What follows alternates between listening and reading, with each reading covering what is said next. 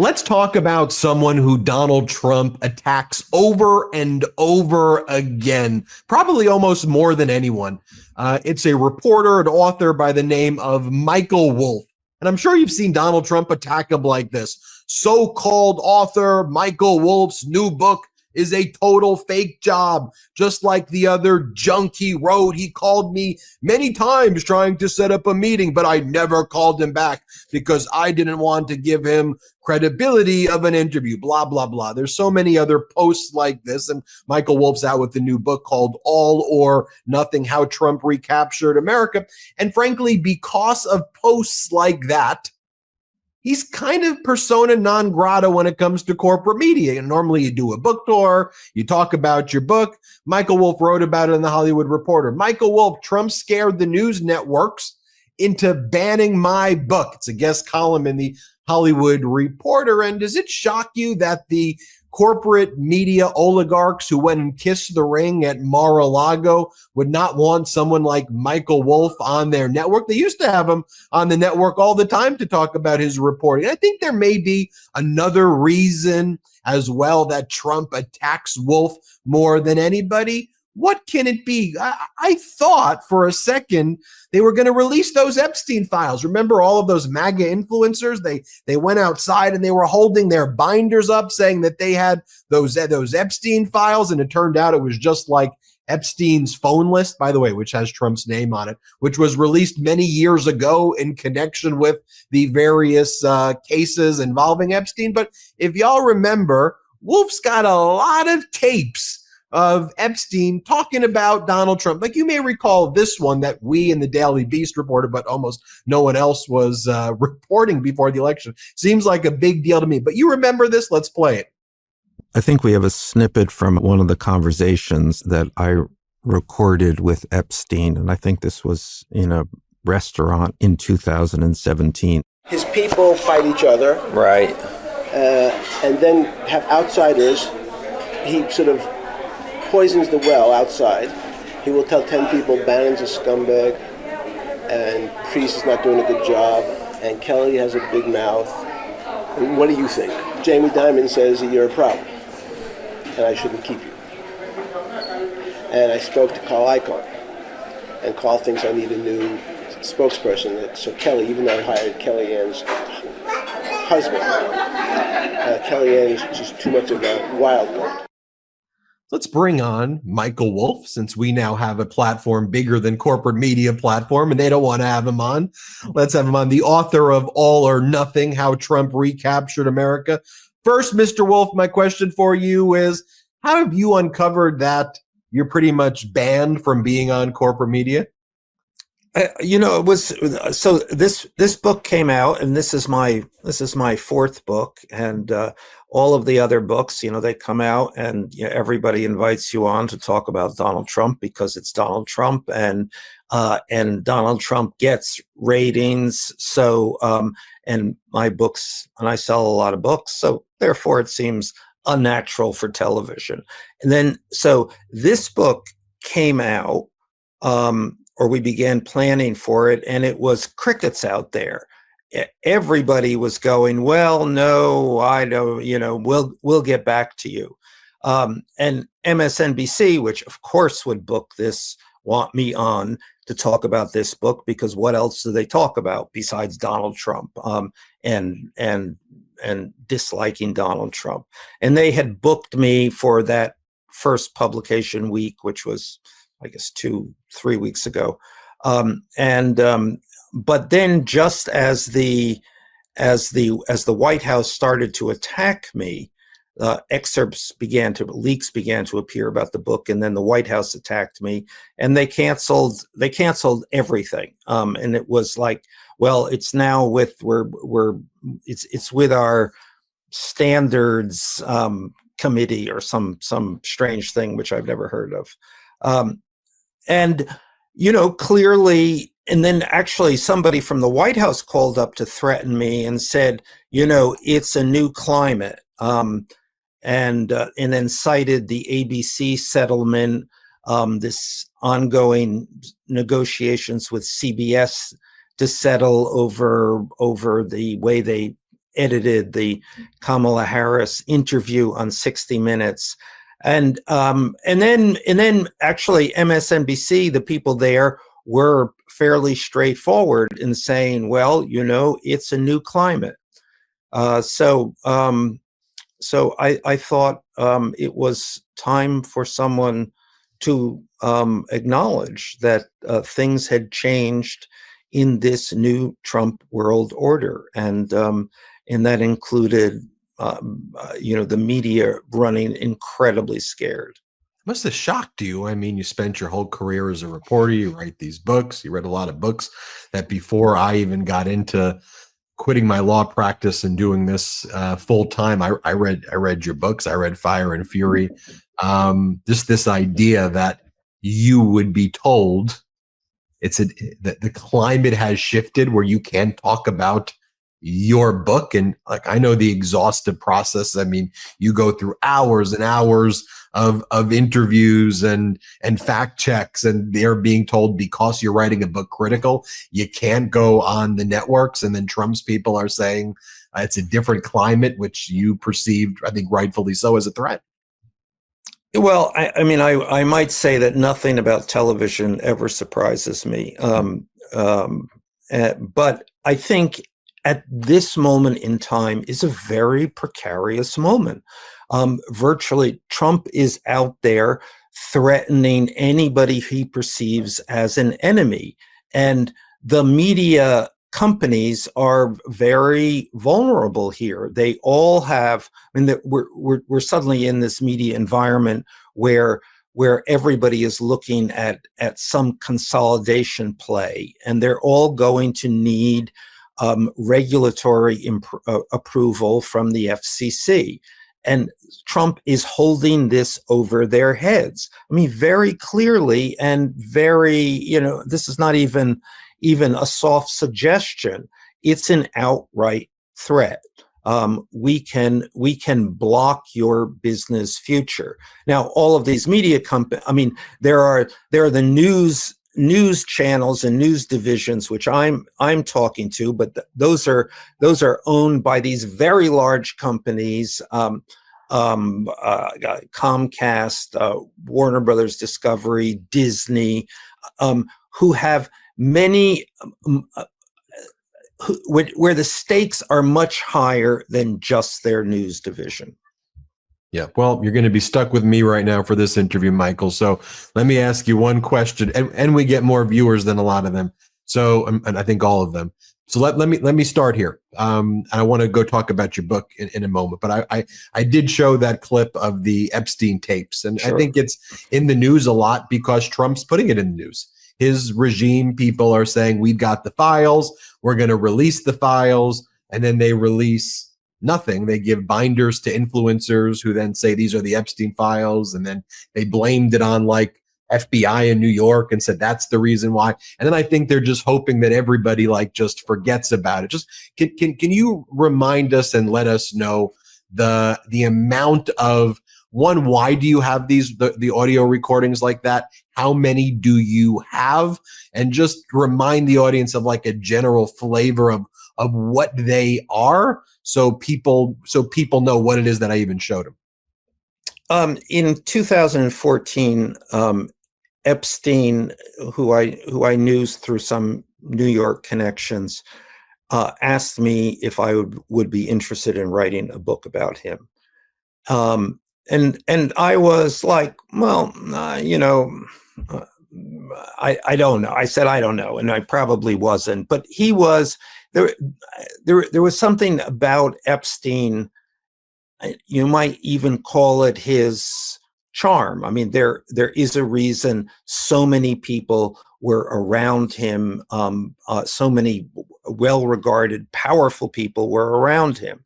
And it was partly his expansiveness. And he said to me, well, you decide if you want to write a book about me, but you can come to my house at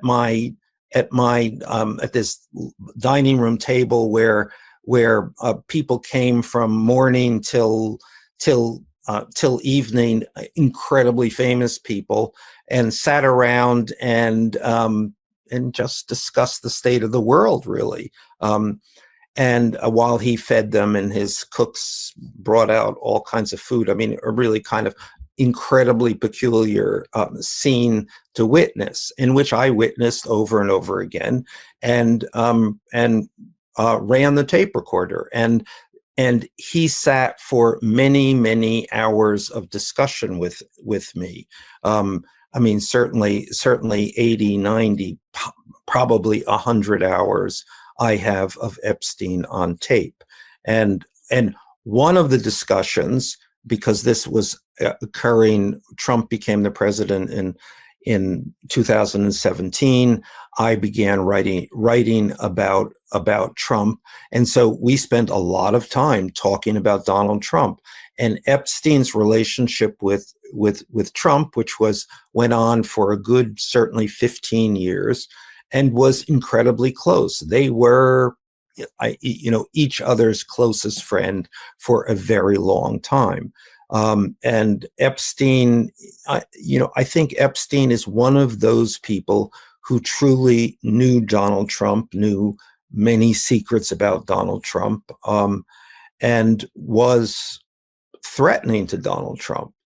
So, so at this moment in the White House, the whole MAGA people think, oh, Epstein, and this is a conspiracy, and the pedophilia is all Democrats or pedophiles, but at the same time, Trump is totally freaked out about the Epstein thing, and they were very close friends.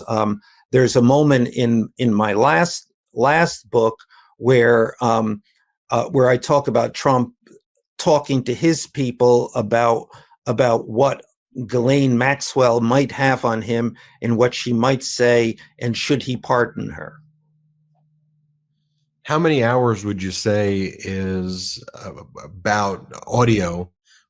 You said there's like maybe 80, 100 hours total, but of that, what do you think would be of Trump-related conversations? I can't. I mean, Trump weaved in and out of all conversations, and remember, and also there's a lot in these tapes of Steve Bannon, who was became very friendly with Epstein.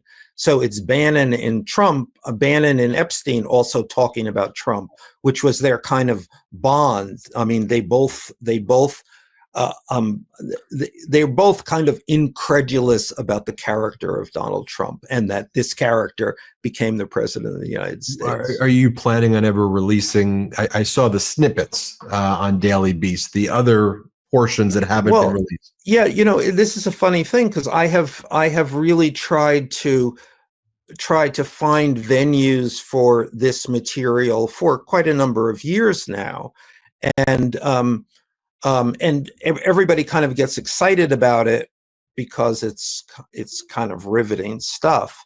And then everybody goes, oh, but it's Epstein. We can't do Epstein because he's Epstein. And project after project kind of meets its an untimely end. Well, we'll chat afterwards, and I'll make a pitch to you. But let's talk about the book All or Nothing right now. Tell us what's in this book. Tell us why people should get it, and why this is kind of the evolution of your books. Whether it was Fire and Fury, where does this? Sure. Fit in I mean, this is the campaign. I mean, I started writing this book in 2022. So it really is the campaign, the Trump campaign, from the beginning right till the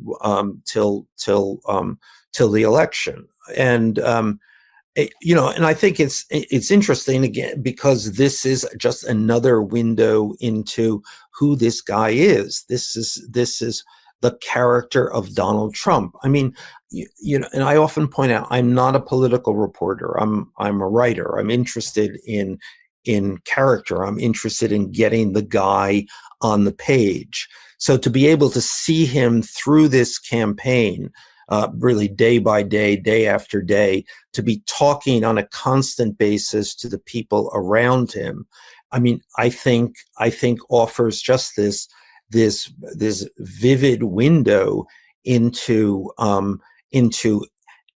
how this happened, how he comes back from total disgrace after January 6th to winning the presidency again, and also the peculiarness of this guy. It's a kind of story in which he veers between this kind of mania and this depressive rage. So this is Donald Trump raw. There's something too, though, about your legacy as a writer of these types of biographies that I think scares him.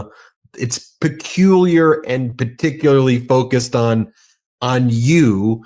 And I think it's because, this is a compliment to you that you're one of the kind of remaining old school biographers kind of out there.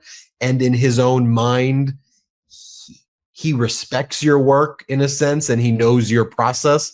So when you're giving that lens, his fragile ego can't accept it. I don't know if there's parts of that, but it's something unique about you that pisses him off. There's lots of people I think it's because again, I'm not a political reporter. Most other reporters, people covering Donald Trump, are seeing him in a political context. That's not really the way I see him or the way I want to see him.